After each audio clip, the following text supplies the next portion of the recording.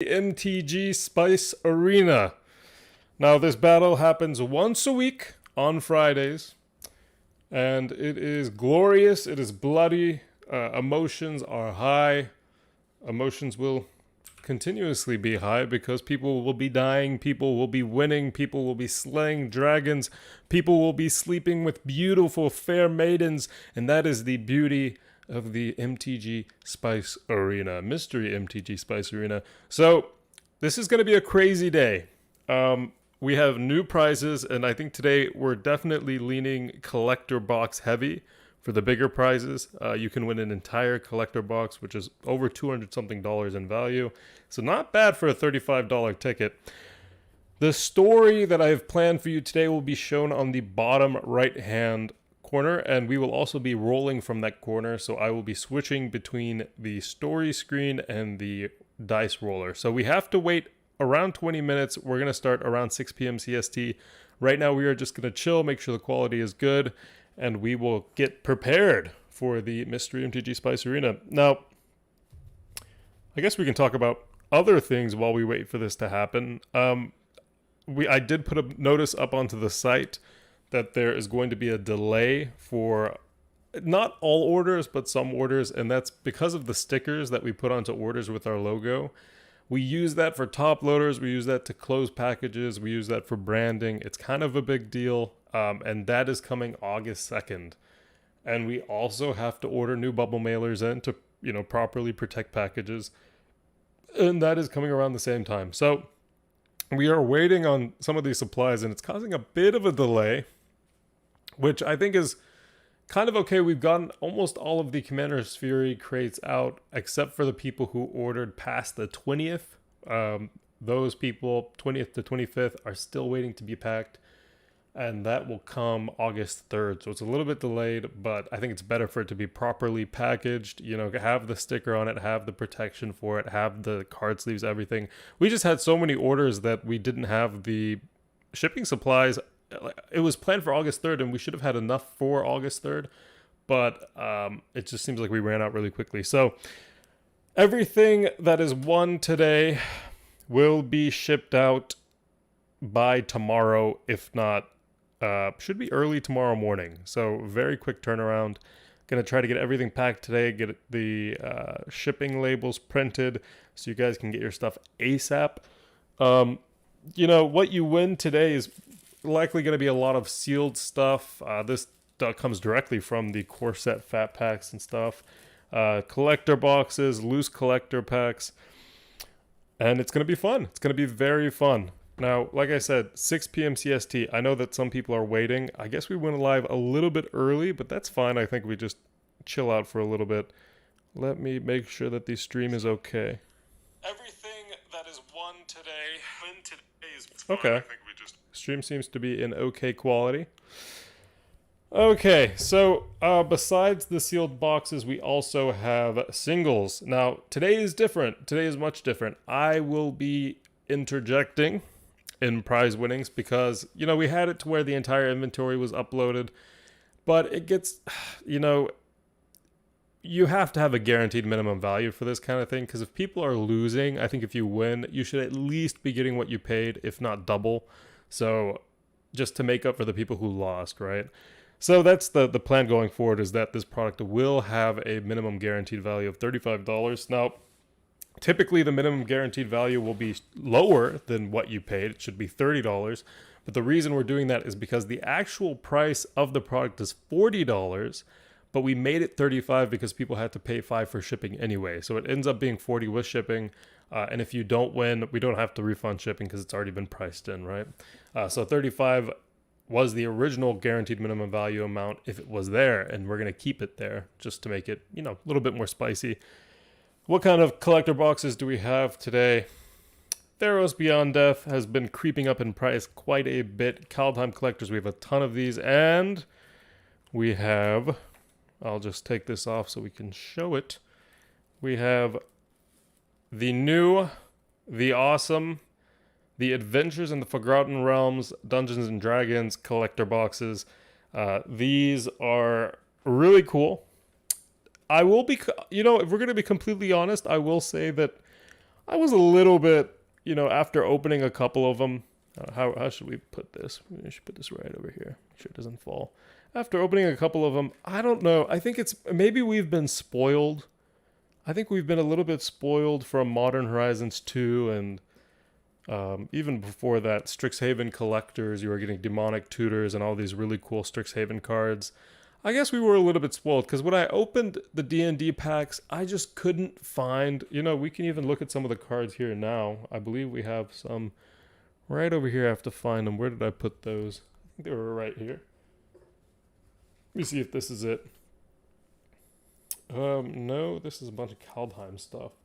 I guess I put them somewhere else, but we had a bunch of D&D cards here.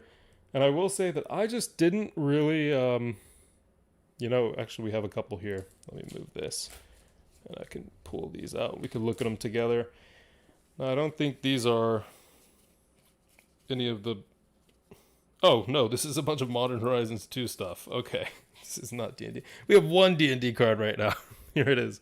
The Dragon Turtle. Now, the flavor is epic for the set, right? I mean, I think the flavor is cool. It's just not... it's not that exciting. It doesn't make me get out of bed. It's not something that I was scrambling to try to get a bunch of for allocation. It was like, if we get some, we get some. And we got all of the amount that we ordered.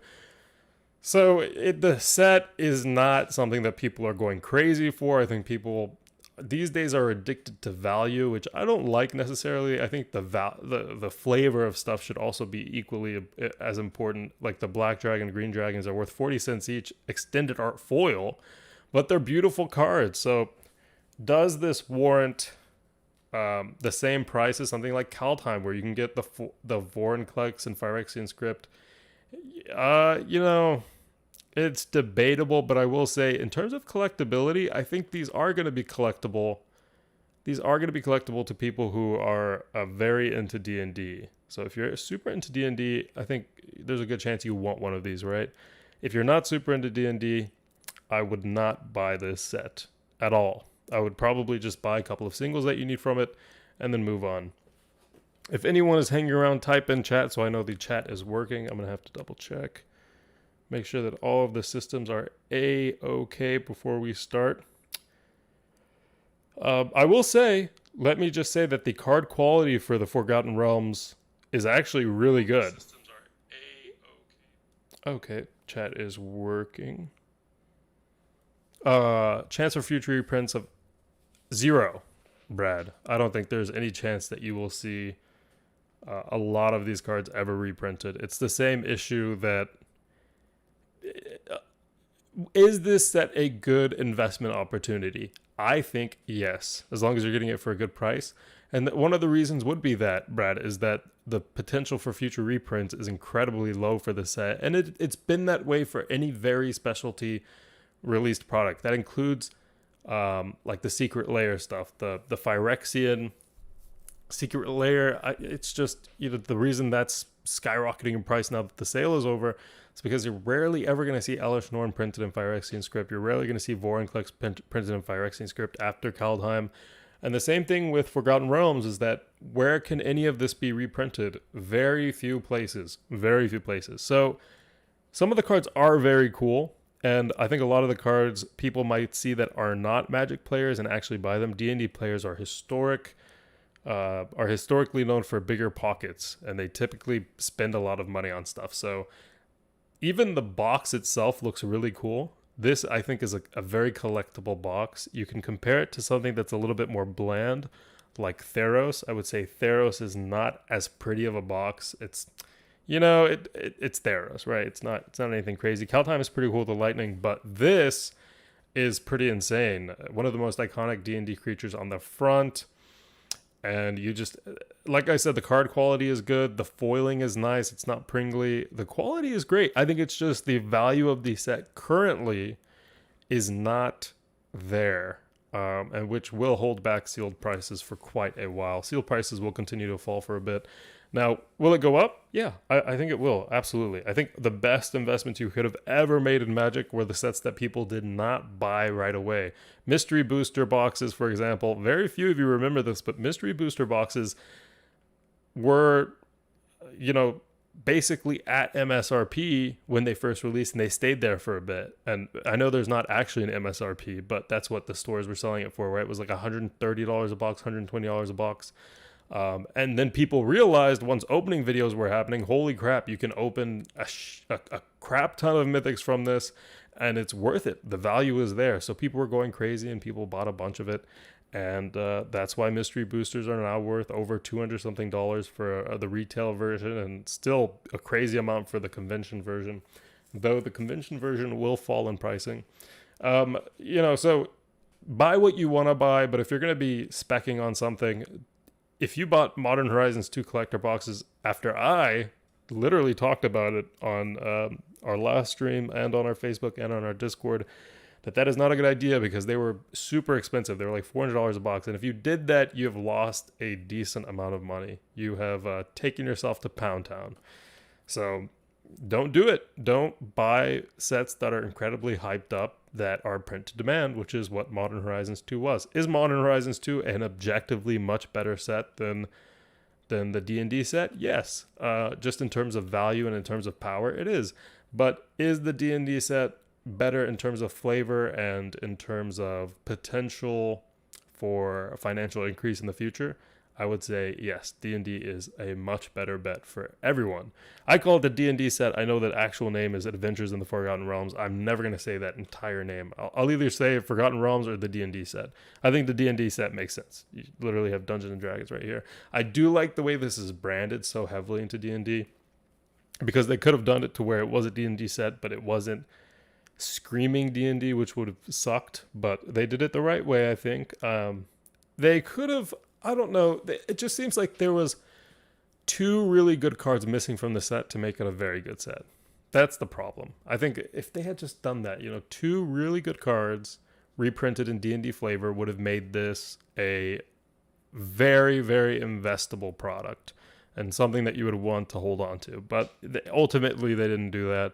And Tiamat extended art foil, the price is insane. How much is that even going for right now? That is literally the only expensive card, what I would consider to be an expensive card in the entire set. So if we look at it, we look at the borderless version of Tiamat, it is foil $99 and non-foil $39. So that is the most expensive card in the set, and it is not even close to being really considered pricey unless you get the foil version. And even then, if you get the foil version of a Jeweled Lotus extended art, which would be around the same probability, that pays for the entire box. This does not pay for the entire, it doesn't even pay for half of the box. Old Gnawbone is around $50 for foil. So you're just hoping you land a lot of the extended art foils, which is hard because they throw in so many of the showcase stuff that no one wants. The showcase cards, no one really likes the showcase cards. No one. And I don't think people are going to like them. I don't think those are cards that people want to put in their decks. They don't look like Magic cards necessarily. I know they're D&D flavor, but even people who are super into D&D, I don't think they're going to really want to collect those cards. Who knows? They're just not there for me. They're not even close to being there for me. Let me see if I have anything right here. No? Oh, we do. No, we do have some D&D singles right over here. This is what I'm talking about when we talk about the... Let me turn the lighting on just to make it a little bit brighter for you guys. Here we are. This is what I'm talking about when I'm talking about the showcase. This is a foil Minsk. It's probably $7. The Mythic. $7 Mythic hit in the showcase. So obviously these are not paying out well at all. It's a coolish card. If I look at something like the Black Dragon in comparison, I would much rather have the Black Dragon. I mean, the Black Dragon's a beautiful card, extended art. The Misk is, the Beloved Ranger is just, it's a different thing. This almost reminds me of World of Warcraft and Final Fantasy. You know what I mean? There's just different vibes. Okay, so it is close to 6 p.m. We are going to get started. The story will start Episode 1, Warriors of Azgael against Karmadius, the Tyrant.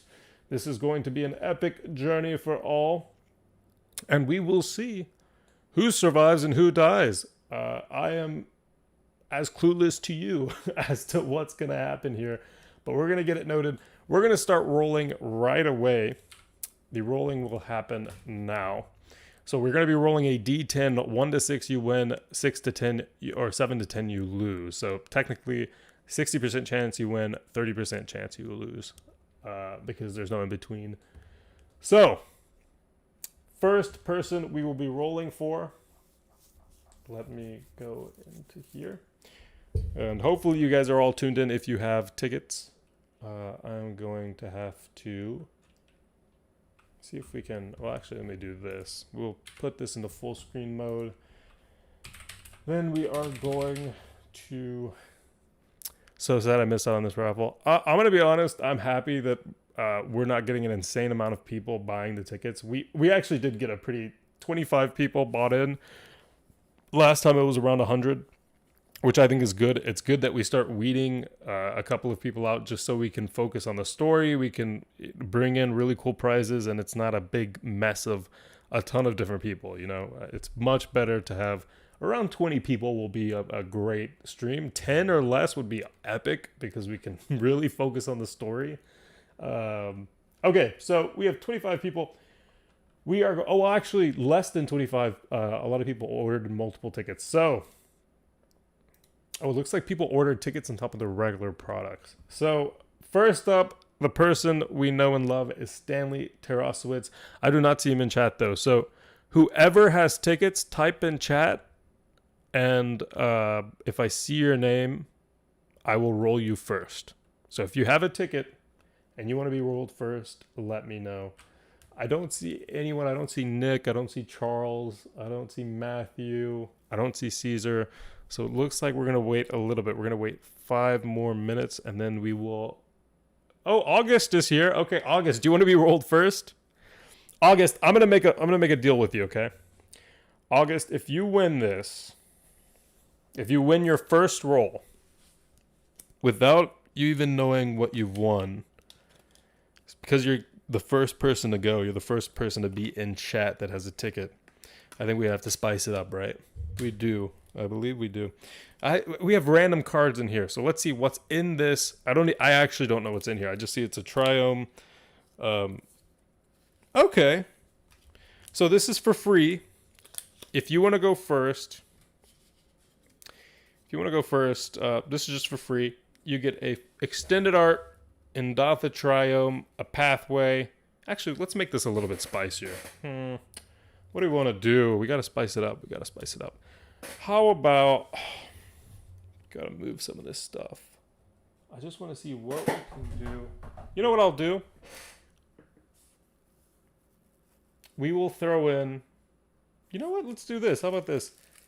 Instead of singles, 4... I think this is 4 or 5. Yeah, 5 2013 core set packs. 5 2013 core set packs.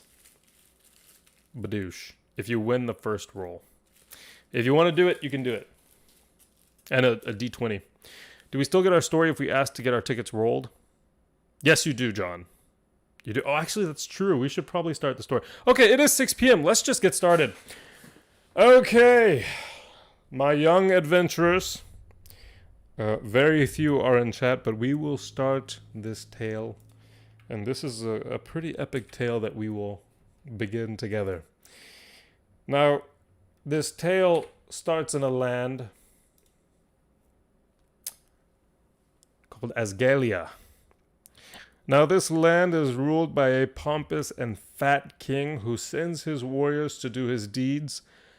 But recently, and by the way, I'm making this story up as we go. This is not pre-planned. We're going to just be doing the story off the top, which I think is kind of funny. So off the top, if you want special characteristics for your character, let me know in chat, and I will include that. We're gonna see how well we can do this. So Azgaelia is ruled by a pompous and fat ruler. This is a king that no one likes, but luckily, he does have an amazing army. And among the thousands of warriors in his army lie a select few. 25 warriors, well known to be the most fit, the most handsome, kings of spice as they're called in secret, because the king, if he hears the word king, he might kill whoever could potentially be a king slayer. So these guys are known as King of Spices, or King of Spices, King of Spice. They are, by every account, incredible warriors. They fight with spears, they fight with two-handed axes. Their armor is old and weary, but it is strong, and it is made with Phyrexian steel. This thing is very hard to pierce, but there is one thing that can destroy it, and that is the dragon's fire. The dragon's fire can even melt Phyrexian steel. And this is where the story starts. On the Mount Jagarthia, the mountain of Jagarthia, lie 27 warriors fighting this big black dragon with scales as big as the tavern you frequent. And this name of this dragon is well known across all the towns in this land. It is Karmadius the Tyrant. He hunts for the livestock that you make money off of if you're a rural farmer in these towns. He kills school children. Occasionally he'll come down and eat entire pubs. Everyone inside of the pub is gone. He'll burn them to a crisp and eat their charred corpses. This is a dangerous creature that lives on Mount Garthia, and you warriors, those in chat, and the Knights of Spice will be battling this dragon today. So we do have the warriors, and we will roll to see who survives the first encounter, which is the first battle encounter with Karmadius the Tyrant. And we're just going to see who lives and dies. So right now, what is happening is these 25 warriors have climbed up the mountain and they spot the dragon. The dragon is tearing the head off of a lamb, a young lamb, a poor cute young lamb, and he is swallowing it whole. And this is a big dragon, probably the size of 15 men stacked on top of each other. Now, importantly, this dragon is well armored. His scales are fierce. They've tried to kill this dragon before, and no one has succeeded. These warriors, like I said, though, are known to be incredibly fit, and they are probably the only chance inside of the entire realm for anyone to kill this dragon. So as they approach the dragon yells out an enormous roar, and you see flames spit into the sky, and some of these flames reach up into the clouds. This is no joke. Some warriors start to sweat. The heat of the flames is immense. The first warrior in this line is Stanley Switz. Now, Stanley is known across the realms to be the Black Knight. He is covered in black-clad armor, outlined in gold. He has killed many foes, goblins, ogres. He has been in the arena many times. And today he was commissioned by the king to kill the dragon, Karmadius the Tyrant. Now, will he do it? We have to see. We're going to roll him first. I almost think we should just announce the warriors first. I think we announce the warriors first and then we do the rolls. Behind Stanley is Jason Azarpe. He is a new warrior to the arena. Very little is known of him, but his armor is thick, his eyes are determined, and he is ready to enter battle. Behind him, we have Steven Sayers, Dylan Zink, Kendra Means, John Pender, Brandon Carl, Brian McCown, Nicholas Griffin, Seth House, Jeffrey Sawatsky. Now, the interesting story behind Jeffrey is that Jeffrey, everyone thought was dead in his last encounter in the arena. Little did they know that Jeffrey was revived, and he is healed in the hospital, and he is now on this mission to kill this dragon, and the reward is immense. It is quite a bit of gold. There's a guaranteed minimum value for that gold. Tristan Nelson, another warrior from the previous arena who may have died, but has been revived. I mean, the magic in this realm is overwhelming.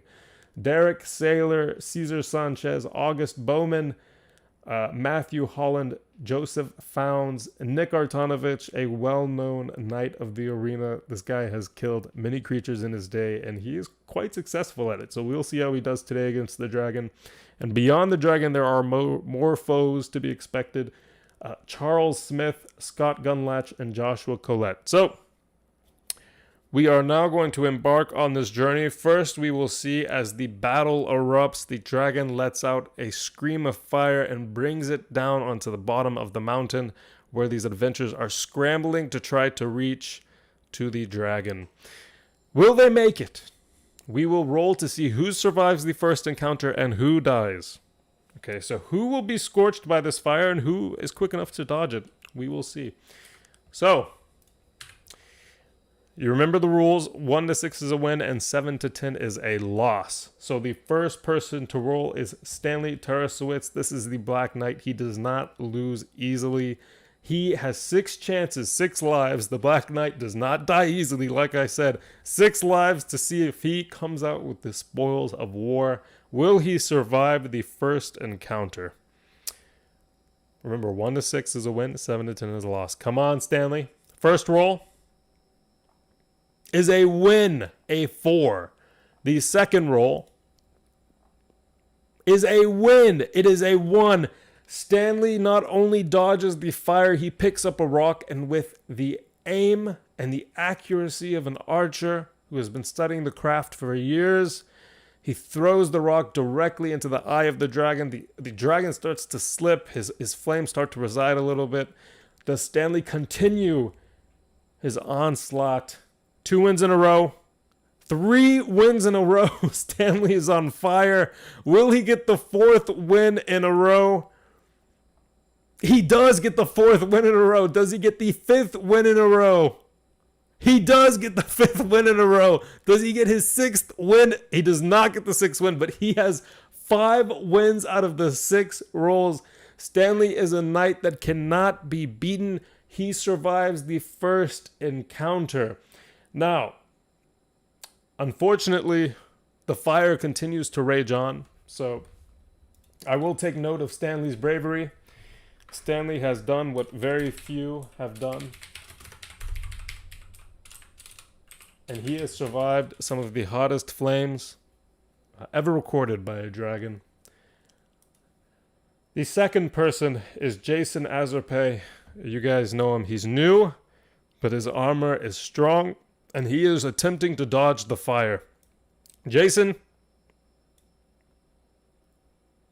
does not survive as Jason tries to climb up behind Stanley, and Stanley rolls over to the side. Jason is caught by an abrupt rush of fire that hits him in the face, his only weak spot, and burns his skull to a crisp. As Jason falls, Stanley looks behind him, and a single tear falls from Stanley's face. He knew that if he had not dodged that fire, Jason would have survived. But alas, this journey is full of terrors and stressful situations, and Stanley must continue the march. Over the dead body of Jason Azarpe runs Stephen Sayers. Stephen tries to help Jason, but realizes it is completely fruitless. This man is lied here charred. The fire continues to rage and starts to swoop to the left where he is, and Stephen attempts to dodge the fire. He attempts to get onto the ground low enough to where the fire misses him. Does he dodge the fire? Let us see.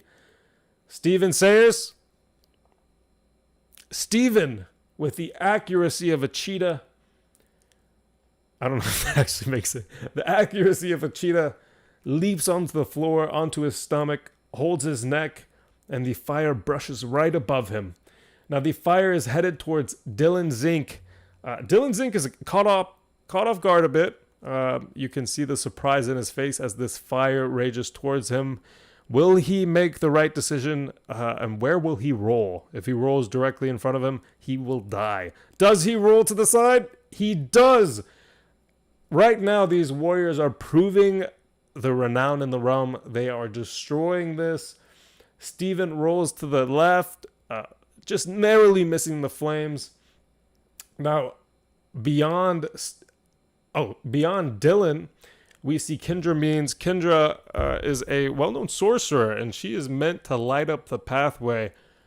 Will she survive the fire? This is a big question. Kendra survives. This sorcerer puts up a shield. I mean, the sorcerers in this realm, there's a couple more later on. Oh, we have Joey Moss in the chat. Show me the hot sauce. We will see that this dragon is filled with hot sauce. So Kindra survives. The sorcerer is indeed there to continue to light the way to the dragon.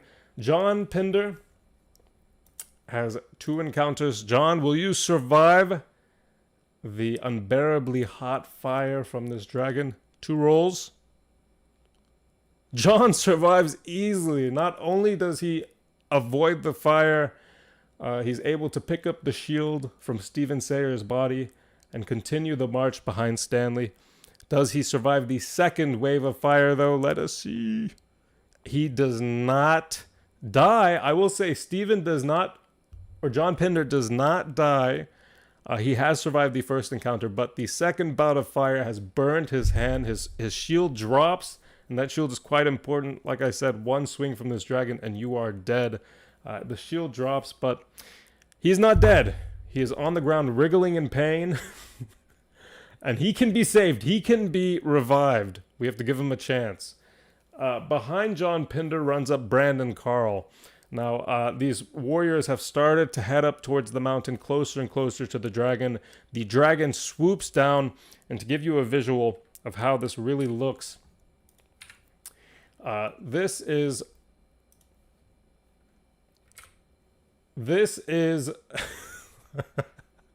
this is Brandon Carl right now.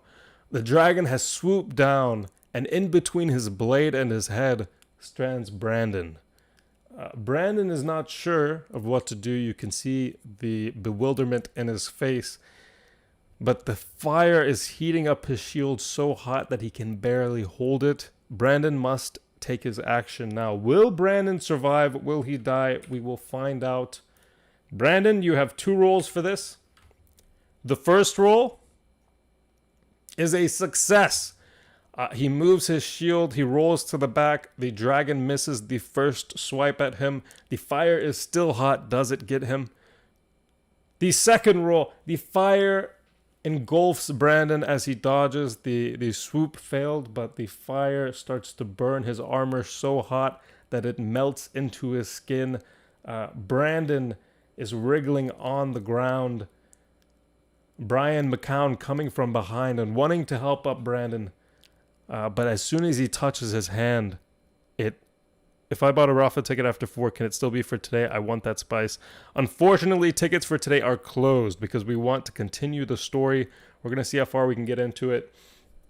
So Brandon is wriggling in pain. The armor is melting into his skin. This is a disgusting sight to behold. This is one of the worst deaths you can have. You are literally burning to death. Now, by the way, Brandon did survive his first encounter. Let's take note of that. Brian McCown attempts to help Brandon up, but as soon as his hands touch, he burns his fingers. The dragon starts to peer at Brian McCown and attempts to make his way over. The warriors at this point are all swinging their swords at the dragon, but the armor is so strong that most of them realize at this point this is futile, and the only place where the dragon can be killed is the front chink in his armor. And his armor is his natural scaling, but it is so strong. It is stronger than Phyrexian steel. Brian is the only one to be close enough to have a chance at hitting this. So Brian has 3 chances at this encounter. Will he land the perfect blow to kill the dragon? The first roll. The first roll is a 5. He successfully dodges the initial swipe from the dragon. The second roll is a 2. The very pathetic attempt to blow fire. The dragon is worried at this point. He's not doing much to these adventurers. These guys are obviously stronger than any adventurers that have come before to try and kill him. His little pathetic attempt at shooting fire at him has not succeeded, so Brian is still here. The third attempt, Brian attempts to take his sword and swing it into the chest of the dragon. Does he get it? He does not. As he attempts to swing the sword towards the dragon's chink in the armor, he fails. It's slightly to the left and it bounces off. It actually breaks his sword, and this is not good for Brian. However, Nicholas Griffin, in all of his fame and glory, jumps onto the back of Brian McCown and attempts to use that as leverage to get onto the dragon. Let us see if Nicholas Griffin can do some damage here. He has 3 encounters. Does he pass the first? He does not pass the first. As he tries to jump onto the dragon doesn't fly away, but uses his wings to create a big bout of dust. And it temporarily blinds Nicholas Griffin, so he misses the initial jump. Does he get a second chance? He does get a second chance. He gets onto his feet, and he prepares himself for the next encounter. The dragon is enraged at this point. I think for anyone who is there, this hideous yell lights up the skies in fire. And it honestly scares almost every adventurer there besides Stanley Switz, who is the Black Knight. He has survived 5 of these 6 encounters. He is not worried about this dragon. He knows that he can handle it. However, Nicholas is on his last chance. Will Nicholas do some damage to this dragon? He does. Not only does he do damage, he spots a talon from the dragon, the toe of the dragon, and quickly takes his sword and slams it onto the ground, piercing and severing the toe off of the dragon. The gnarl is so vicious that Nicholas actually has to take a step away, and he is disengaging from combat. Now, Seth House, we've seen him before. He is a victor in the previous arena. This guy is no joke. He sees that the dragon is injured, and he wants to come finish this job. Let's see if Seth can really do some damage here. He is up at the front of the dragon. He has a chance to maybe even slay the dragon, but we'll see. Does he do it? Now, he was very close at swinging his sword into the heart of the dragon. It narrowly misses, but it does catch a soft opening off on the corner of his scales. And he does do some significant damage. You hear a yelp. This is almost like a dog's yelp. This dragon is in pain. He literally has had his toe severed. His fire actually hurts him because it is so hot it burns up his throat. He is starting to become a little bit panicked. You start to see him moving his wings. He's starting to want to fly away. We'll see if he gets away. Seth has done some damage. He disengages from combat to ready for his next step. Jeffrey Swatsky comes in, does not want this dragon to fly away. Does Jeffrey get a good roll? Let us see. Jeffrey does. So at this point, the majority of these people are winners. The majority of these people who have been rolling, just to step away from the story, I think we've only had 3 losses out of 3, 6, 9, 12, 15, 18. Over 20 rolls, we have 3 losses. So this is kind of insane. Jeffrey very easily slams his axe onto the neck of the dragon. Now, it's not in the softest part. This doesn't kill the dragon, but the force in which he hits the axe really takes the dragon off of his steps, and though his wings are starting to flap upwards, catches him off guard. He starts to stumble onto the ground. Now, as this is happening, Blake Sobolski comes up. Let me triple check, make sure how many tickets he has. He has 1 ticket. Blake Sobolski is a new knight, not very well known in the realm, but he wants to make his name known today. He sees a couple of boulders in front of him. He climbs up on the boulders. He jumps up with sword in hand and attempts to swing down onto the dragon. Does he land the swing? He does land the swing. The dragon's face falls into the dirt of the mountain. These warriors are handling this dragon like a baby. This is no challenge for them. This dragon is doing almost no damage. Only 1 adventurer has truly died yet, and that was Blake Sobolski. Jason Walls coming in for his chance to kill the dragon. He has 3 chances at the encounter. Let us see. The first roll is a 9. His attempt at swinging does not hit. The second roll is a 10. Today, Jason Walls is just not on his game. He had a couple of beers last night. A couple of maidens took him out of town and had a little bit of fun with him. Will he land the third roll? The third roll does hit.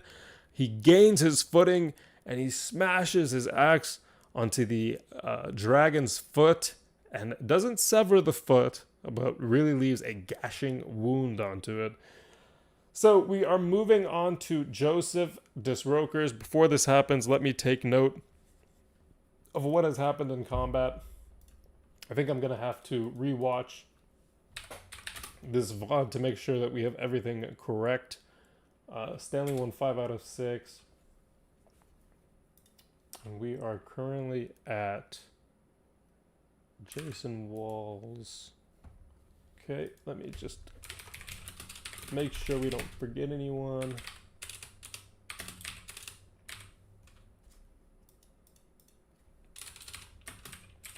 Okay, so I'm gonna be honest, guys.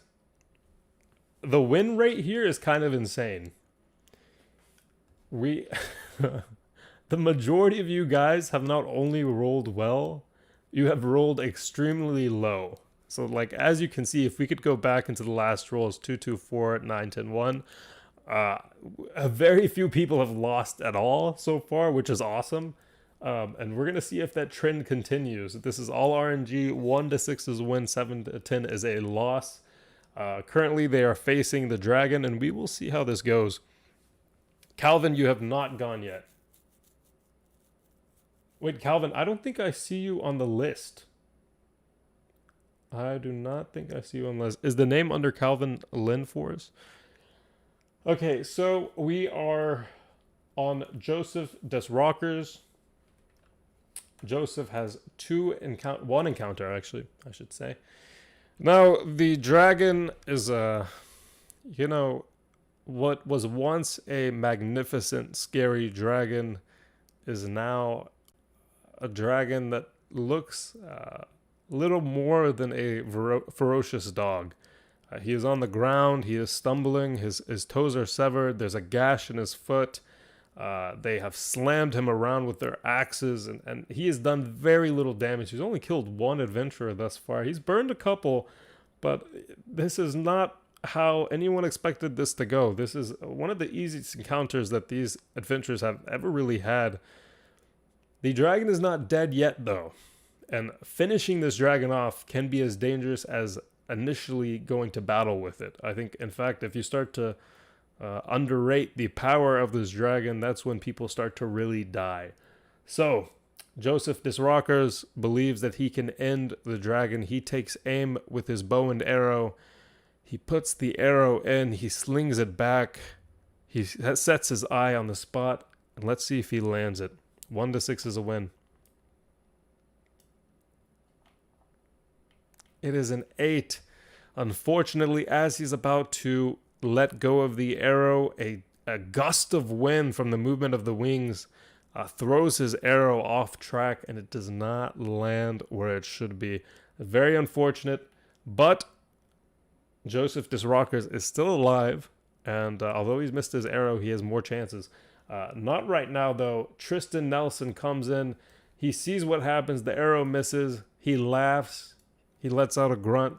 Tristan is a huge guy. He's 350 pounds, 6'4". He is the giant warrior. He is known to pick up people by their heads and crush their skulls.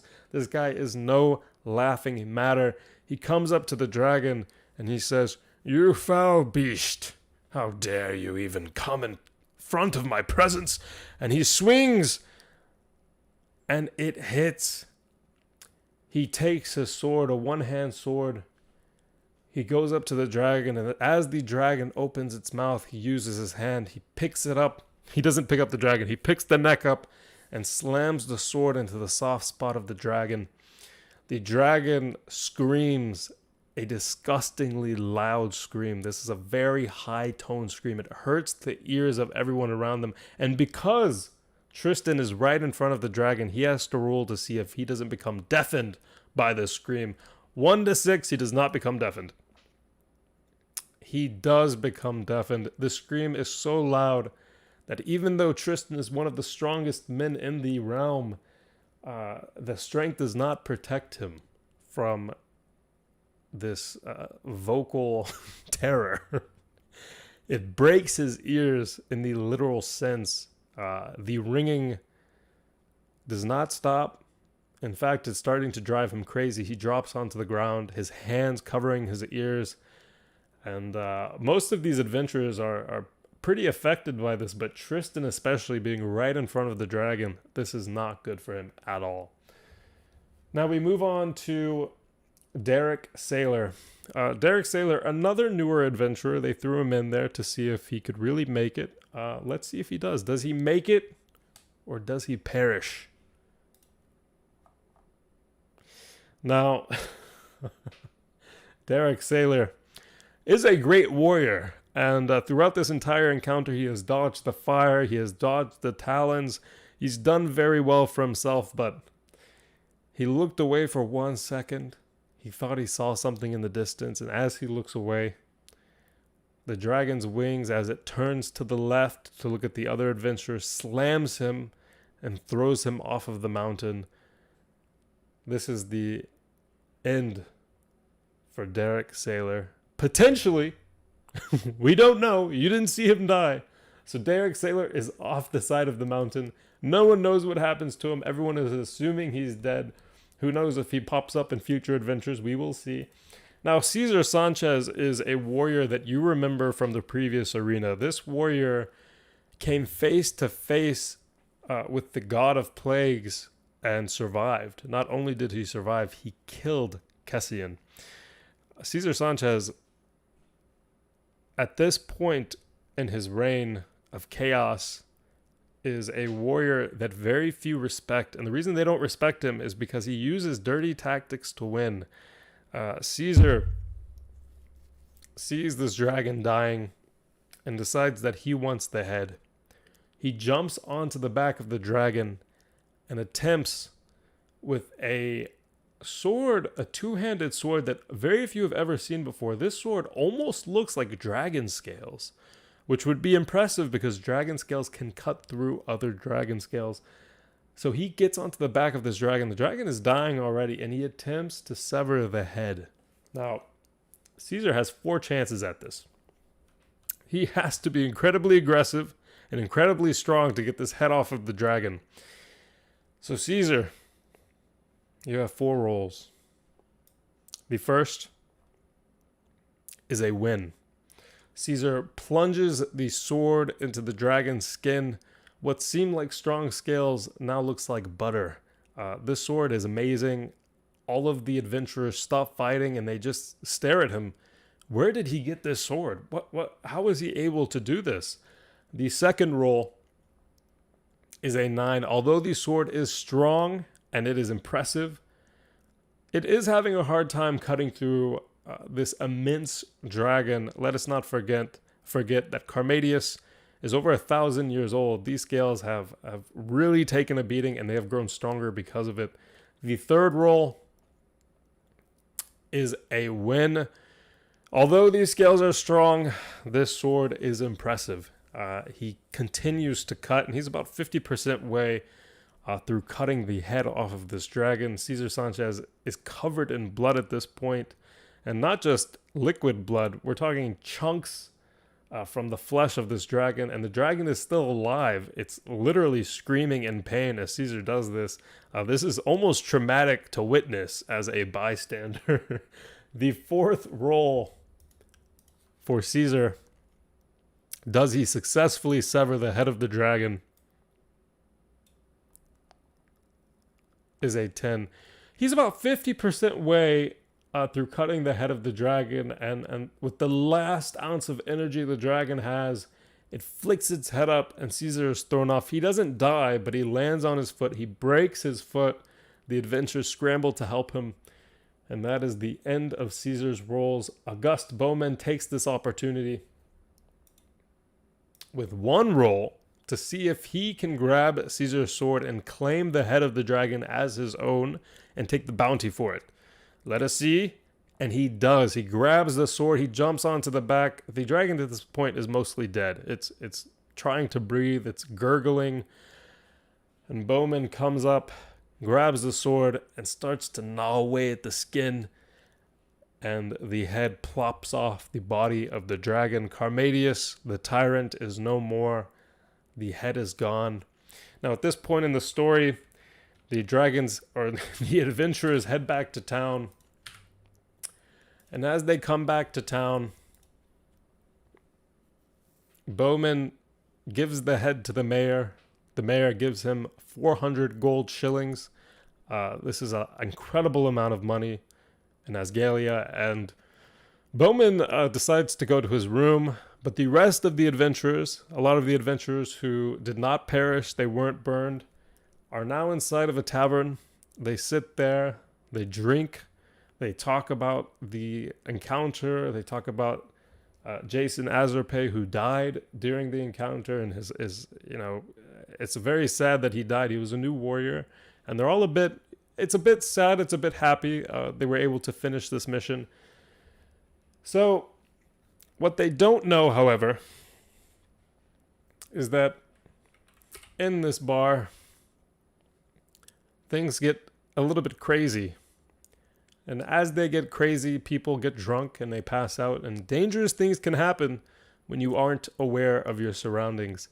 The bar gets incredibly loud. Drinks are pouring everywhere. Stanley Switz, the Black Knight, has so much gold at this point. He gets his share of the gold that he buys everyone in the tavern 5 pints of beer each. Now, this is pretty insane. This is enough to get you wasted on your ass. This is 12% alcohol, okay? This beer is made from stuff you haven't even heard of in Azgaelia. They probably imported actually from Corinthia, which is well known to be the beer capital of the realms. So, one really well-known alcoholic is Kendra Means. She's a warrior. She was fighting, but she's also a bar worker. So as she comes back from the encounter, she switches her clothes, and she is having a really good time. She's drinking as well. She's partying with the boys, and she's maybe drinking a little bit too much. Let's roll to see if she passes out. Will Kendra Means pass out? One chance. She drinks so much that not only does she pass out, Kendra stumbles and hits her head on the table, and the adventurers stop partying for a brief second, laugh, pick her up, and throw her outside on the grass so that she can sleep. Oh, she's fine. She's not dead. She's purely just had a head wound, and she'll rest, and she'll probably get up just fine the next day. Not a big deal, right? Now, Matthew Holland, however,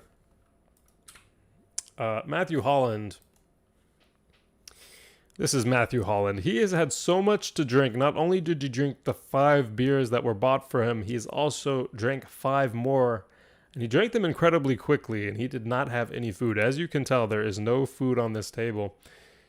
Matthew Holland is feeling not great. In fact, Matthew Holland wants to throw up, but he can't throw up. Does Matthew Holland die of alcohol poisoning? Does Matthew Holland die of alcohol poisoning? Let's see. First chance, Matthew. I believe he has 2 rolls. I'm going to have to triple check. He does not die on the first attempt. The vomit that is attempting to come up successfully comes up and doesn't get stuck, and he starts to vomit a little bit. Everyone in the tavern thinks this is disgusting. They don't really pay attention to him. But he feels it again. He feels the dreadful sickness come over him again. Let us see if this vomit gets stuck and potentially kills a well-known warrior. Matthew? Oh my God. So Matthew Holland has had so much to drink that even though he started to throw up, the amount of throw up coming up is too much for his esophagus. And Matthew chokes himself to death with alcoholic vomit. The death of a great warrior. Now, he might not be dead. The tavern keeper has dragged him outside, and the local doctor has taken him. And they might be able to revive him. It is quite a bit of alcohol in his stomach, and these are older times. There's no new modern equipment to save him if they're not able to get this out of him the natural way, which is sticking a finger in his throat. We'll see within the next story if he survives or if he dies. Now, at this point in the story, people are having fun. People are drinking, and people are, you know, they're doing what you do in a tavern. It's low lit, it's comfortable. Everyone's just kind of getting the stress off. You can see a couple people here in the background getting very spicy. But you have to remember that when all of these warriors who have successfully killed a dragon and taken the spoils of war, they have a lot of gold on them, okay? And having that much gold can potentially lead to issues. Some of these warriors, including Joseph Founds, have so much gold it is visibly noticeable inside of their little satchels. And some patrons take notice of this. One of them comes up to Joseph Founds and says, "You stupid lad, you come here with all that gold?" And he attempts to grab the satchel. Now, Joseph is drunk. Let's see if he's able to keep the satchel on him. I don't know, Joseph. This might have been a dumb idea to just set it onto the table. Joseph Founds, this roll is for you. Joseph is so drunk that although he tries to grab the wrist, he fails. His golden satchel is taken, and the assailant runs from the tavern with the satchel and successfully gets away with over 100 gold shilling, which is equivalent to a year's pay in Azgaelia. So this is not a good thing. Joseph is incredibly angry. Nick Artanovich is in a similar situation. Nick is a great warrior. He really did some work with the dragon. He wasn't able to get the killing blow, but as far as the other warriors say, he was an integral part of the mission.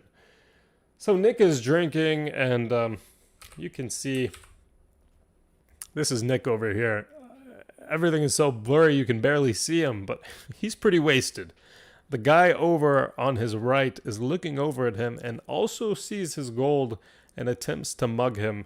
This is turning into a pretty crazy night. A lot of the warriors are not being very careful with the amount of gold they have on them, and they're still drinking a lot. So let's see if Nick Artanovich loses his gold, his 100 gold shillings. Nick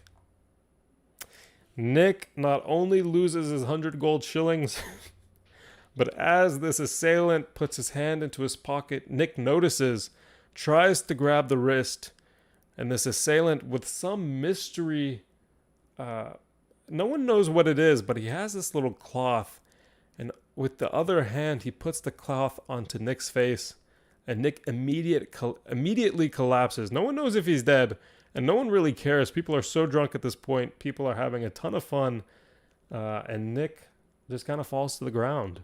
He looks like he's turning blue. This is not a good situation for him, and he loses his 100 gold. As Nick is wriggling on the ground and struggling to breathe, Charles Smith, who people know, this guy is a great warrior, but he's also very funny, is making a joke, and he's flirting with some beautiful maidens. Not only is he flirting with beautiful maidens, he's also flirting with the mayor's wife. This is, I don't know if you can see it very well, but this is Charles over here. Charles is holding the waist of this beautiful, beautiful woman in an orange dress. Her breasts are plump. I don't know if I should say that. Her breasts are plump and her face is beautiful. Little does Charles know that that is the wife of the mayor. And the mayor walks in, and the mayor looks over, and he sees his wife grinding on Charles. Charles has two chances. The first is to evade capture, and the second is to evade death. The mayor is always armed and is ready to kill Charles for this traitorous act that is happening in front of him, in which his wife is being spoiled by a knight of the realm. Charles, good luck. I hope you don't die, because if you do, it's not going to be pretty. It is not going to be pretty. Charles, first roll. Do you evade? You do not evade notice. In fact, you are so drunk that you kind of just stand there and the mayor is screaming and you don't even realize it. You're just still grinding on his wife, having a great time. The low lights in the bar are putting you into the mood. You are in a different world right now. The mayor, in all of his anger, starts to move towards Charles. And you can see that the mayor has a dagger in his hand. And before Charles even notices, the mayor takes a swing at Charles and aims for the neck. Now, he misses Charles and accidentally stabs his own wife. Now, the wife isn't dead. This isn't a crazy stab. He stabs her in the shoulder. Within a second, you can see the horror on his face. Matilda! Oh my God, Matilda, what have I done? And Charles laughs at this chaos and runs away. Not only does he run away, he bunny hops away. He's having a great time. The mayor's crying. His wife is bleeding. Charles had his fun and he is gone. He is a warrior and nothing besides a warrior. He has very little moral conscience, okay? Charles bunny hops away, laughing, shrieking, with all of his gold still intact. And he's probably going to go to a whorehouse and spend all of that gold tonight with many, many of the most beautiful women in the realm after seducing the mayor's wife. Now, as the wife is bleeding, the mayor starts to go kind of insane and sees Scott Gunlatch, confuses him for Charles, and attempts to stab Scott. Scott doesn't even know what's happening, but he is a warrior, and Scott is prepared for this, potentially. Does Scott successfully evade the mayor's dagger? He does. Not only does he evade the dagger, Scott easily, I mean, it takes him a step, dodges the dagger, grabs the dagger from the mayor, and pimp slaps the mayor. Now, I say this very literally. Scott takes the back of his hand, reaches as far back as possible, and strikes with the strength of 1,000 rhinos. The mayor flies back in the air. The slap is so loud that not only did the people in the tavern hear this pimp slap, but the entire town has heard this slap. Many people peek their heads out of their windows just to see what happened. What was that? The mayor is knocked unconscious. He's not dead, but this is going to kill his reputation and leave him very sore for the rest of the night. Now, Joshua Collette is an assistant to the mayor. He's there the entire time, just kind of having fun, not really paying attention to it. But after he sees this pimp slap, Joshua runs up to the mayor and attempts to revive the mayor or wake him up. We'll see if he does it. We will see if he successfully revives the mayor. He does. He wakes the mayor up. The mayor looks bewildered and is quite angry. Now, Joshua sees something out of the corner of his eye that really interests him. Joshua sees a warrior in beautiful silver Phyrexian steel armor. And Joshua realizes that he might not want to be an assistant to the mayor anymore. This is embarrassing. The mayor getting pimp slapped is not what anyone wants to see. And this is really not the career path that Joshua envisioned himself being in. As Joshua sneaks over, he attempts to steal the armor off of this warrior and begin his new life as a warrior for the realm. Does he successfully take the armor off? Now, I know this sounds like a lot, but this armor is easy to remove. It was designed to be easily removed by warriors in case, something happened. So it's not very hard. We just have to see if he gets away with it without waking up the passed out warrior. Does he do it? He does. Almost as if he's been practicing his entire life. He slips his hand under the chest piece, takes it off, puts it onto him, takes the helm, takes every single piece of armor he can get. And as people start to notice and people say, hey, what's going on over there? What's going on? What's going on? The voices are starting to rumble. Joshua quickly runs outside, finds a beautiful white horse. And for the last roll, Joshua sits on the horse, looks off into the distance, and begins to imagine his new life as a warrior. Now Joshua starts to ride off, not into the sunset. It's almost dawn at this point. The sun is starting to creep up, a bit of a foggy wave coming in. Does Joshua make it to the next town to begin the next adventure? Let's see. We're going to roll it. This is the last roll. Now, Joshua, if you win this roll and you buy tickets for the next adventure, it will start off with you, and we will see if that happens. Now, if you don't win this roll, we're going to have to figure out how you perished. Okay. He does not win the roll, so we get 2 out of 3 is not bad.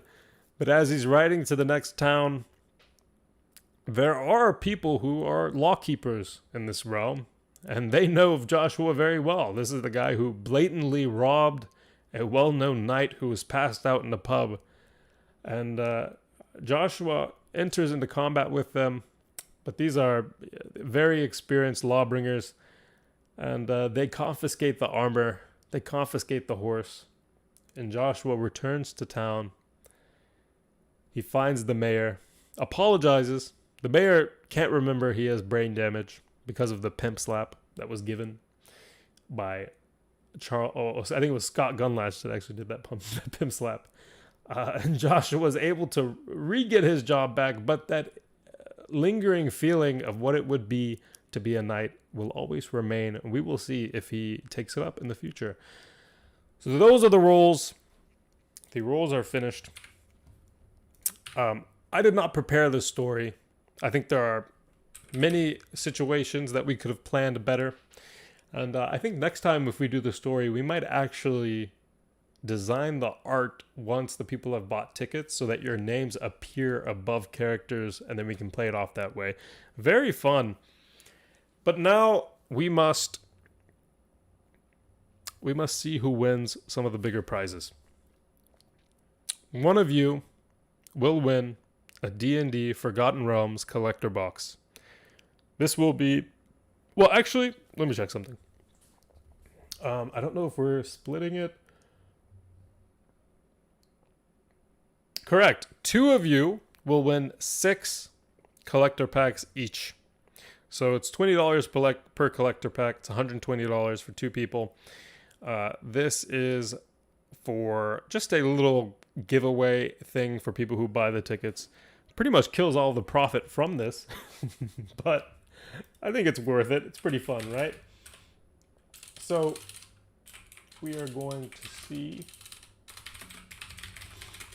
who wins 6. I'm going to have to write names down onto this randomizer so that we can figure this out. So let me close this. Okay, so we'll write Joshua C, Scott G. We're just going to write names down real quick to see who wins some free D&D collector packs. Now, if you do win, that takes over Dylan's Inc. I bet you do. A lot of people won today, Dylan. A lot of people won.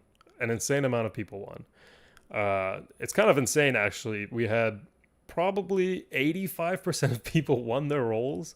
In fact, we had like 10 people win in a row. And I don't know if it's just, last time a lot of people were losing. This time a lot of people are winning. It's kind of an RNG thing, which is cool. In any case, we are going to give away 6 collector packs for 2 people each. And then we will send out what is won. I'll just be completely honest with you guys.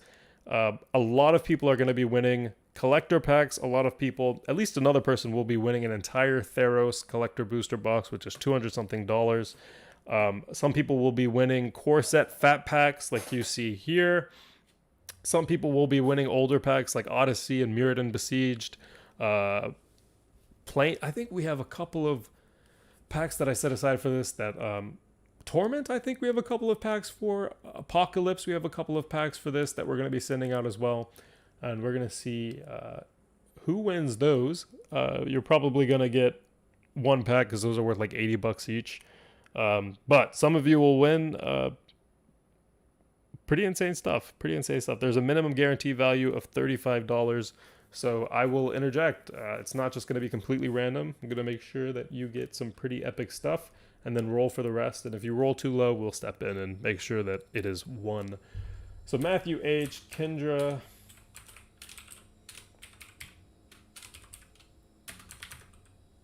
means August B., Cesar Sanchez, Derek Saylor, Tristan N. This is going to be for 6. 2 people will win 6 D&D collector packs each.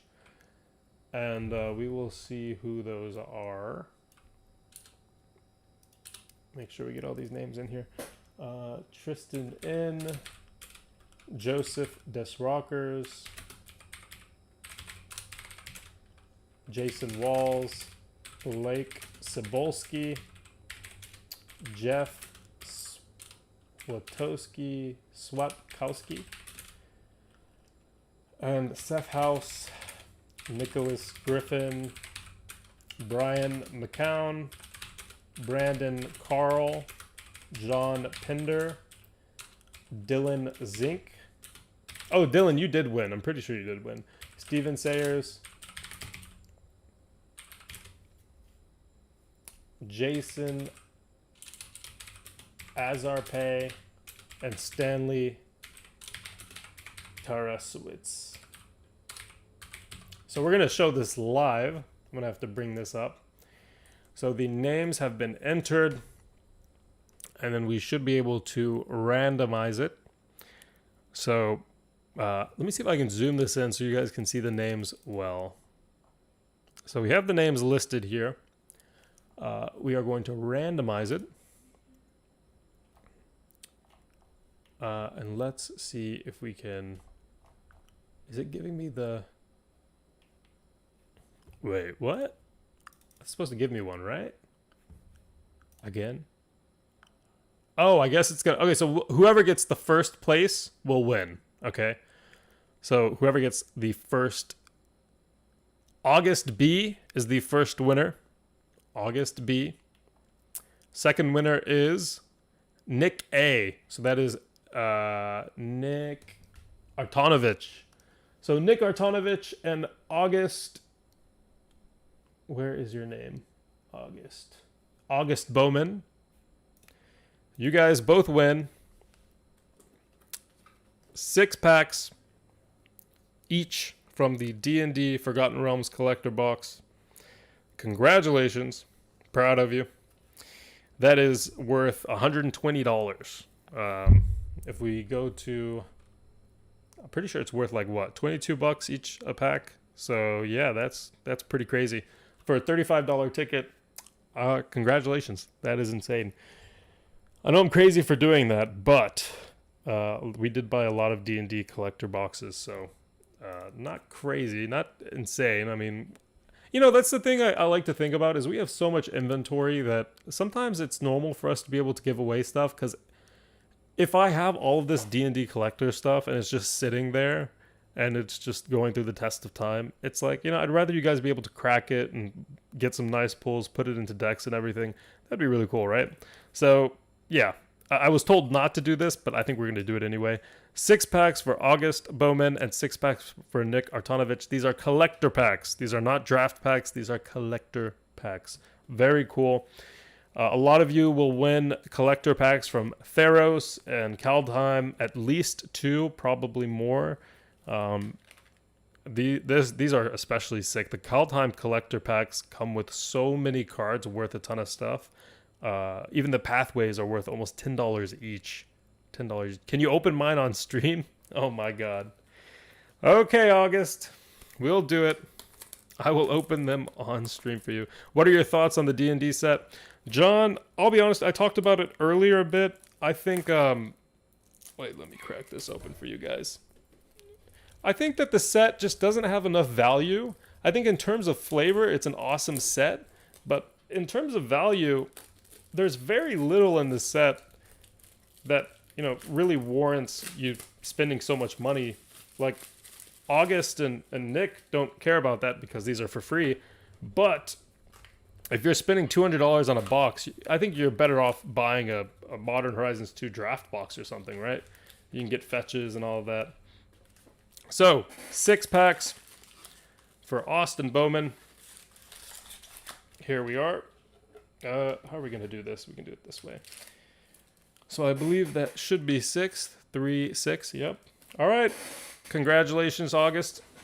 This is for you. We will see what you get. So, like I said, Tiamat Borderless Foil is the most expensive card in the set, I believe. Which, you know, it's a good card. I don't think it should be worth as much as it is worth, or it was worth. But let me see if I can get the mic a little bit closer. Okay, so we don't really care. This is a little bit dark, right? I think we can get it a little bit. So we're going to run through the commons and uncommons. You Meet in the Tavern is a pretty cool card. Critical Hit, the Swamp. We do not care about the commons and uncommons. Well, I guess, I don't know. Is there any value in the uncommons? Not sure. Here we go. Ranger class. So, nice little green card. Death Tyrant. Oh my god, this looks sick. I will say, the art for some of these cards looks insane. That looks very cool. Tasha's Hideous Laughter. And then I hate these cards, these showcase cards. I don't care for them at all. I really do not care for them at all. These Minion of the Mighty is a rare. Pixie Guide is a foil common. Don't care about these showcase cards.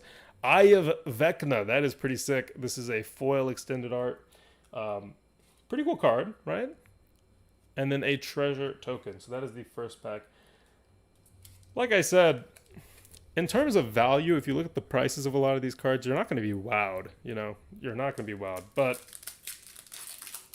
Kevin Hayne, yeah, I mean, you know what I will say, Kevin? I think it's like an 80% win rate right now. It should not be an 80% win rate, but I think 80% of people won. And if you ever think that we're making money off of this, you are sadly mistaken. I literally just gave away like 2 times any profit we would have made from this product. So it's a loss. Not only did we not make money, it's actually a loss. Which is fine. It doesn't matter. It really does not matter. Orcus, Cloth's Will, Treasure Chest. So this one is, I think this one's actually worth a little bit of money, right? Is it Treasure Chest or Treasure Vault? One of them is worth a little bit of money. Not entirely sure. Pixie Guide. Okay, so these are in the expensive pile. They're not actually expensive, but Evolving Wilds. Now this is pretty sick. I will say that these cards are pretty awesome. I'm a fan of this. Evolving Wilds in this, I would actually run this card. Little module card. And ooh, oh my god, this is actually pretty sick. This one is actually pretty sick. Icing Death Frost Tyrant. Now this is a beautiful looking card. Oh my god, that is beautiful. It's not foil though, unfortunately. I believe this is worth like 10 to 15 bucks. Nice card. When he dies, create another Frost Tongue, a legendary white equipment artifact token with equipped creature gets +2/+0. Whenever equipped creature attacks, tap target creature defending player controls and equip 2. Very interesting. Very cool looking card. And then we have a Gargoyle. And then we have Long Rest in the extended art foil. Not a huge deal. And then the Wolf token. Icing Death being the best pull there. We will move on to the next pack. I think this is the third pack. Yeah, I mean, if you're buying the Forgotten Realms stuff, you need to be buying it for the flavor. You're not buying it for the value. If you're looking for value, this is not the set for you. But if you're looking for actual flavor, like, by the way, look at the card quality. Look at the foiling quality. The foiling is beautiful. The card stock is nice. There's no pringling. I do not see any damage on these foils. So honestly, in that regard, I would say this is pretty awesome. Modern Horizons 2 had quite a bit of issues. And I'm not seeing that with, ooh, the Book of Vile Darkness. Another mythic hit. I will say you're hitting a lot of mythics. And these are cards that I would sit on, to be honest, if I were you. I would not trade these away. Immovable Rod. Look at this. This is pretty... I wonder what the extended art version of this looks like. This is pretty awesome. The Book of Vile Darkness. It's a zombie card. That is pretty... So you've hit like 3 mythics so far, I think, which is pretty awesome. Immovable Rod. Dancing Sword. Whenever creature dies, you may have Dancing Sword become a 2/1 construct artifact with flying and ward 1. Pretty cool. That is pretty cool. I'm looking for Tiamat. Give us Tiamat. Please. Blink Dog. Varys. Another one of these stupid showcase cards that I do not care about. Vorpal. Okay, another sword. This is the equipped creature gets +2/+0 and has death touch until end of turn. Gains whenever equipped creature deals combat damage to a player. That player loses the game. Okay. That's pretty crazy. I mean, it's a cool card. That is pretty crazy. And Tome of Annihilation. I think those dungeon cards might sell for a decent amount, probably. $1 or $2. Here we go. We have 2 packs left after this one. So, ooh, beautiful little fairy dragon. I'm a fan of that. Plummet down to earth. Armory Veteran. Art Club. Wait, Find the Path. Green Dragon. I love the dragons in the extended art, but they're not worth anything, unfortunately. They are worth almost nothing. Swamp. Dragon Turtle. Dance Macabre. Flame Skull. Another mythic. I don't know how excited we're getting about mythics here, but you're hitting a ton of mythics here. August. It's pretty insane. So that... I think that's your 4th mythic so far, I'm pretty sure. Goblin Javelier. Direwolf Prowler. White. This is a showcase rare. Another... Oh, God, I hate these cards so much. And another one. Varys Silvermoon Ranger Foil. Pretty cool, but I don't know. I'm just not a big fan. I am not a big fan of all these showcase cards. I feel like it ruins the value of the collector packs, honestly. Because if people aren't a fan of these showcase cards and they're having to get so many per pack, it's a little bit of a turnoff, to be honest. To be completely honest. Here we go. We'll open this pack. Okay, August. Please get the Tiamat. Please, I haven't even seen it yet. I would love to see it. Bar the Gate, Steadfast Paladin, Owlbear. Don't care about... You see a pair of goblins. That is pretty interesting. Forest, Circle of Dreams Druid. Now, this is actually worth some money. This is a good card. Add green for each creature you control. Yeah, this is a good card. I mean, what else is there to say? Ride the Avalanche. Love the art. Love the art. Sphere of Annihilation. Next up, Baleful Beholder. This card looks insanely cool, but it's a common. Why would you ever... This should be a mythic. With this art, this should be a mythic, and it's a common. That is really sad. A Black Dragon. I almost got excited, but it's actually not really worth anything. Ooh, that is a good hit. Treasure Vault as the module card. This is actually worth some money. Treasure Vault is one of the best cards you can get. I think it's top 5 in terms of value. And the module card might actually be worth maybe over 20 bucks if I'm correct. I'm not entirely sure. Lurking Roper. Another Sphere of Annihilation. Didn't we just pull one? And a Devil Token. So we move on to the last pack. Please give us a Tiamat. I've never even seen one yet. I would love to see it. Last pack.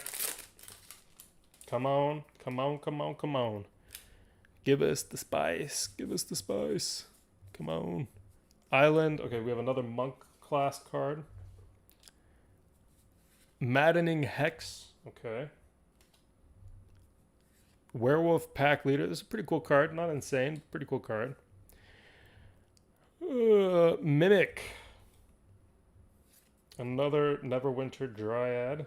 I love the art. It's just, I just don't like these showcase cards. I can't tell you why I don't like them. I think it's just, it's a little bit bland for me. Even the Minsk, another mythic.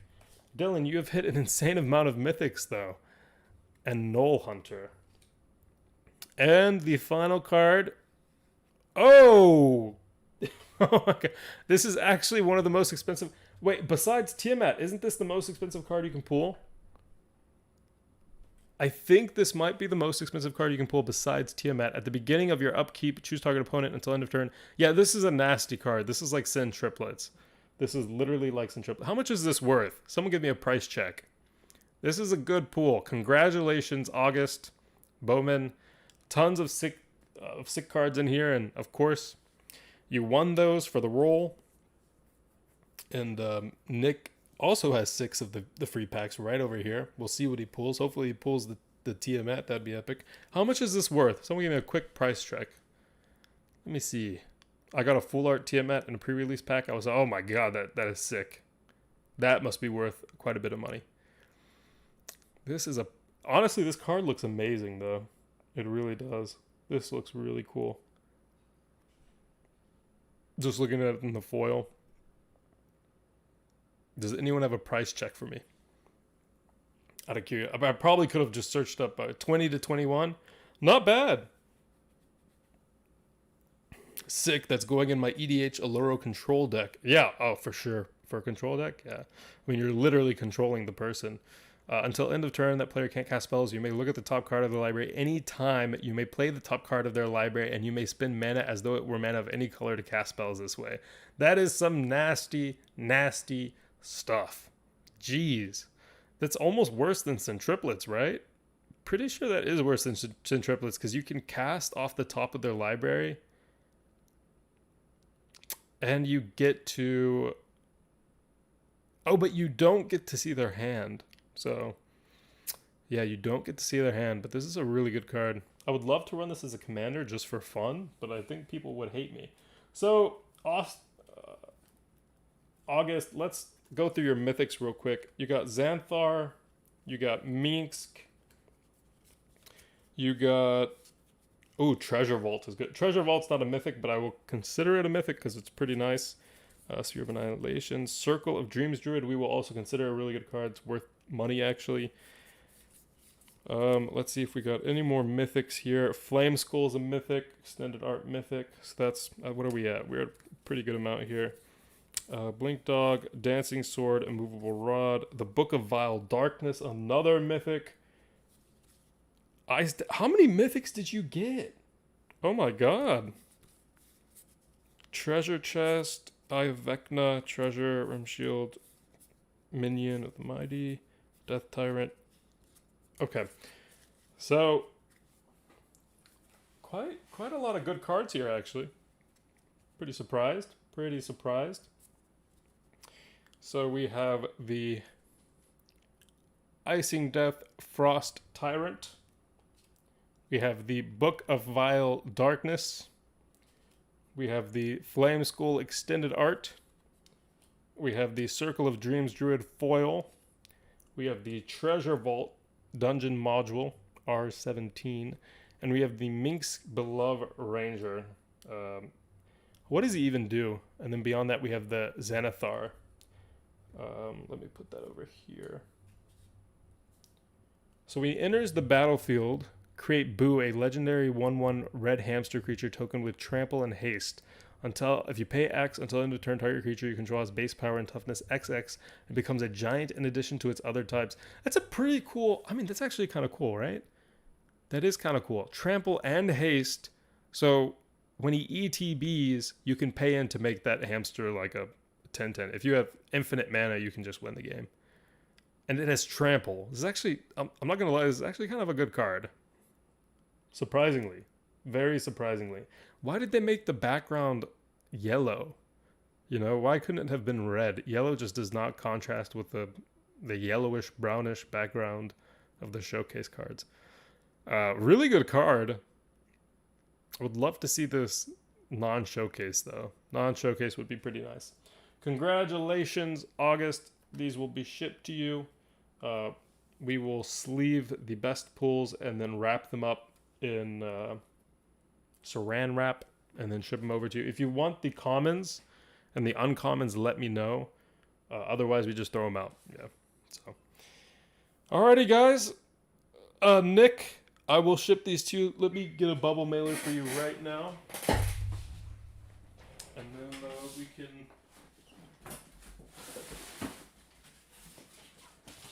Okay. Let me put these in a bubble mailer for Nick, just so we can see it. Put this over here. So, I love the way these packs look, though. They give me a C2021 or a C2020 collector pack vibe. 6 packs. They will go in this bubble mailer for you. Got to do 3 in a row. And then we have one last roll to do. There you go, Nick. Congrats. Let me write your name on this just so we do not forget. Where's my pen?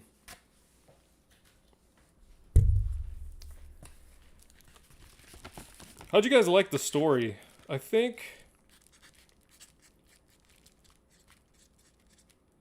it's fun to do, but it's a little bit hard because I don't prepare anything. So everything's off the top. Everything's off the top. We'll look again later. Have to go. See ya, Kevin. Hope you enjoyed this day. Thank you all for watching. I'm going to have to start rolling numbers and packing packs and singles and boxes. And these packs have to go out by tomorrow. So we're going to get started right now. We had about 25 entrants. Quite a few of you won. So there's going to be quite a few things going out. And I have to rewatch this VOD to make sure that we got all of the numbers correct, because we did have a mistake last time. So this time we're going to have to double check. So basically the entire evening today is going to be dedicated to making sure these get out by tomorrow morning if possible.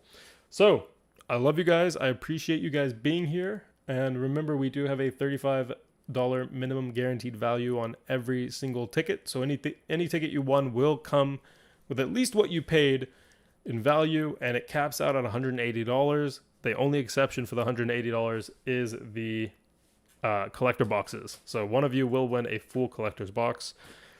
Besides that, there you go. I am personally looking forward to the next 2 sets to rework my Edgar Markov. Oh, yeah. You're talking about the Innistrad Commander decks, right? Alrighty, guys. I will see you next time. Hope you enjoyed the story. If there's anything you want us to do differently, please write a review on the website. If you loved it, if you hated it, write a review on the website, and we will take that into account. Just make sure you do not use any profanity, and you do not include any spam-like terms. If you do that, the review is taken off. It is hidden by JudgeMe, not us. Judge.me is the application we use for reviews. People do that sometimes. They'll write stuff in their review, and then they think that we remove it, even if it's a good review.